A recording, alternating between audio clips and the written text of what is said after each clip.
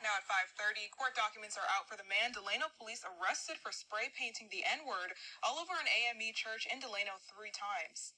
The court documents detail an interview the man had with the Delano police detective and why he says he did not do it, even though there's security camera video, and why he says he's not a racist. David Kaplan has more. David? Stacey Celine Kyle Sison faces several charges, including violating civil rights by force, in other words, a hate crime. Meanwhile, the damage done to that church is said to be valued at $10,000, according to those court documents. In November, 33-year-old Kyle Sison was arrested for allegedly vandalizing the New Allen Chapel African Methodist Episcopal Church in Delano. This was after the N-word was spray painted all over the church. It would be the third time this has happened since July. In a jailhouse interview earlier this month, Eyewitness News sat down with Sison and gave this answer when we asked if he was racist. Just commonly. I can tell you, I don't hate Africans. According to recent court documents, police collected 53 different pieces of evidence from Sison, including a sheet of 20 stickers of an eagle with a swastika and one gold metal pin of a swastika. The offense report by the Delano Police Department also details an interrogation with Sison. During the interview, the detective asks, quote, "It's pretty clear that that's you in those videos." Sison responds by saying, quote, "I don't think so. No. What?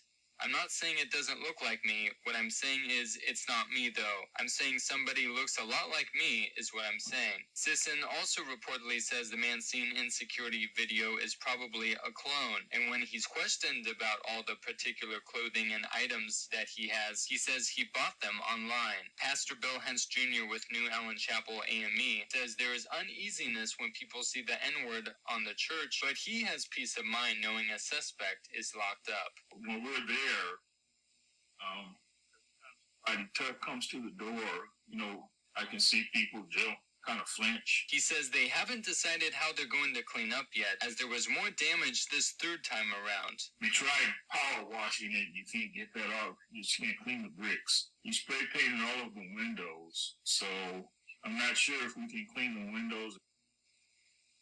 If you want to help the church financially with their repair costs, you can find out how on our website, bakersfieldnow.com.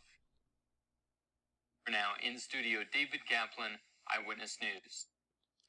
Okay, so y'all just heard that news clip right there, and this is the suspect right here who was the one who was spray painting the N-word all over the church. And literally, when I was looking at the news clip, every other frame that they showed was blurred because it was the N-word spray painted literally in every spot that this guy could think of. Now, let me just say this. Thank God that it didn't go further than spray painting, because this guy could have took it a step further and set the church on fire, or he could have pulled a Dylan Roof where it was people inside the church and he could have just went in there and just started spraying everybody that he saw. So luckily that didn't happen. And they said this guy went to this particular church multiple times. They said 3 times. But they finally got him on that third one. So he was specifically targeting this church. So for him to sit up there and say that he had nothing against black people, first off, if you heard in the clip, he didn't say black people or blacks. He said Africans. I don't think any Africans go to this church, or this is not an African ran church, not based on the name of the church. But he said Africans. So I just wanted to point that out there just in case no one really picked up on that. But I'm sure y'all did, because I definitely noticed that. I almost paused the video to acknowledge that. But I said, now let me continue to let it run all the way through. Then when he's being questioned, he wants to try and play dumb by saying, that's not me. It kind of looks like me, but that's definitely not me. And then when he said that it might be a clone, I was like, dude, are you serious? A clone? That's the best you could come up with? I've heard many excuses, but a clone? Nah, dude, that was you on that video. Like, that was definitely him. He tried to disguise himself because he had on it looked like he had a jacket on. He had a hat, a baseball cap on, some glasses, and a mask, but they weren't shades. They weren't like shades you would wear when the sun is out. Like, they were just like regular glasses almost goggle like, but he had a facial mask on to try to conceal himself as much as he possibly could. And then when they were saying that, you know, he was spray painting certain symbols like the swastika and different Nazi symbols, this is not surprising that people of other groups, quote unquote, be putting these racial symbols on black property.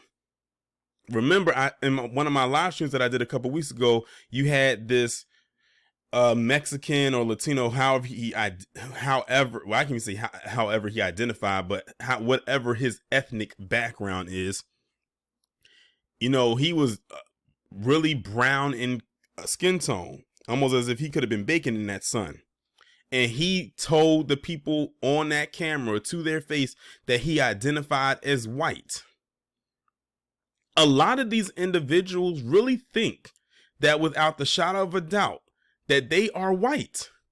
Many of them mark that down on their documents, job applications, any type of program where where it's asked what their race is. Many of themselves mark themselves down as white and wonder why the PC population numbers is as high as it is, because a lot of people who aren't ethnically white mark themselves down as such.